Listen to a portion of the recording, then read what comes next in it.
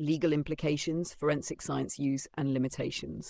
Narco-analysis एक controversial investigative technique है जिसमें व्यक्ति को सोडियम पेंटोथॉल जैसे ट्रूथ सीरम दिए जाते हैं, जिससे वह एक ऐसी हिप्नोटिक स्टेट में आ जाता है जहां उसे सच बोलने की संभावना बढ़ जाती है। इस तकनीक का इस्तेमाल अक्सर उन मामलों में किया जाता है जहां सामान्य पूछताछ से पर्याप्त जानकारी प्राप्त नहीं हो पाती है। हालांकि इस तकनीक का उपयोग कानूनी और नैतिक दृष्टिकोण से विवादित है, खासकर भारत जैसे देशों में। फोरेंसिक साइंस में नार्को एनालिसिस का उपयोग। नार्को एनालिसिस का प्रयोग फोरेंसिक्स में एक सप्लीमेंट्री टूल के रूप में किया जाता है, न कि एक स्वतंत्र समाधान के रूप में। इसका उद्देश्य अपराधी या संदिग्ध से उन तथ्यों का पता लगाना है जो सामान्य पूछताछ में छिपे रह सकते हैं। फोरेंसिक एक्सपर्ट्स संदिग्ध को एक सेमी कॉन्शियस स्टेट में ले जाने के लिए कंट्रोल्ड डोज में दवा का इस्तेमाल करते हैं। इस अवस्था में माना जाता है कि व्यक्ति तथ्यों को ज्यादा खुलकर सामने रख सकता है। फोरेंसिक इन्वेस्टिगेशंस में नार्को एनालिसिस का प्रयोग अक्सर पॉलीग्राफ टेस्ट और ब्रेन मैपिंग जैसी तकनीकों के साथ किया जाता है। जब सभी तकनीकों का संयोजन किया जाता है तो जांचकर्ताओं को पूरे मामले का अधिक कॉम्प्रिहेंसिव और रिलायबल अंडरस्टैंडिंग प्राप्त हो सकती है। Legal implications and court rulings.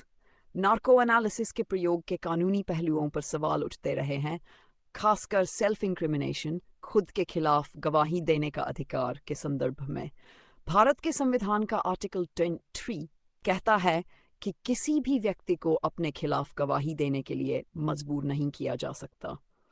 Narco analysis एक प्रकार से व्यक्ति को अपने खिलाफ जानकारी देने पर मजबूर कर सकती है, जिससे इसकी एडमिसिबिलिटी पर प्रश्न उठते हैं।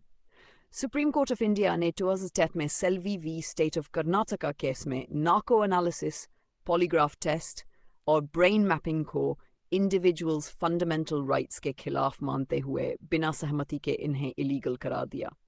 कोर्ट ने स्पष्ट किया कि कोई भी व्यक्ति खुद की मर्जी के बिना इस तरह के इन्वेसिव टेक्निक से नहीं गुजर सकता, क्योंकि यह उसके व्यक्तिगत अधिकारों का हनन है। हालांकि अगर किसी संदिग्ध की सहमति से नार्को टेस्ट किया जाता है तो उसकी एविडेंशियरी वैल्यू कंडीशनल मानी जा सकती है। कोर्ट में नार्को एनालिसिस से प्राप्त जानकारी को सीधे सबूत के तौर पर इस्तेमाल नहीं किया जा सकता है, बल्कि इसे सपोर्टिव एविडेंस माना जा सकता है, जिसे कोरोबोरेट करने के लिए अन्य ठोस सबूत की आवश्यकता होती है। Scope and utility of narco analysis. Narco analysis का दायरा मुख्यतः इन्वेस्टिगेटिव पर्पसेस तक ही सीमित है।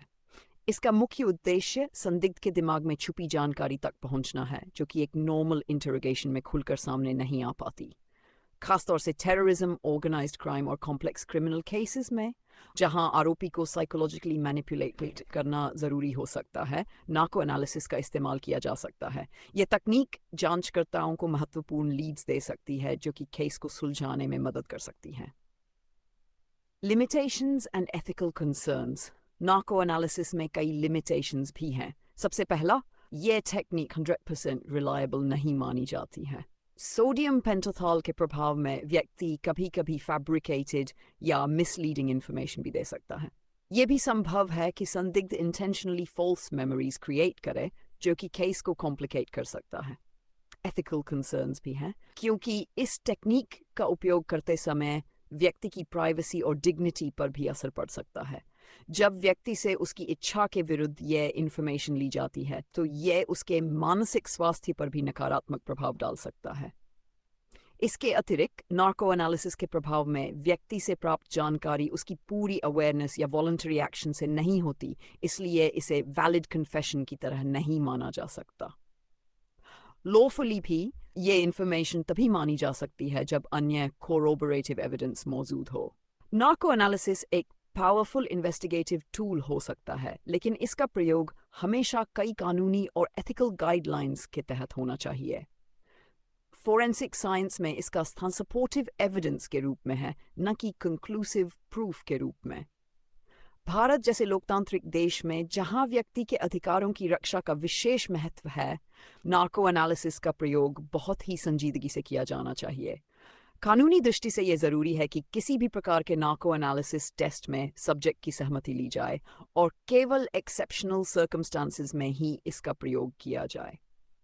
नार्को एनालिसिस फोरेंसिक इन्वेस्टिगेशन में एक यूजफुल टूल हो सकता है, लेकिन इसकी सीमाओं, एथिकल इश्यूज और लीगल कंस्ट्रेंट्स को समझना उतना ही ज़रूरी है।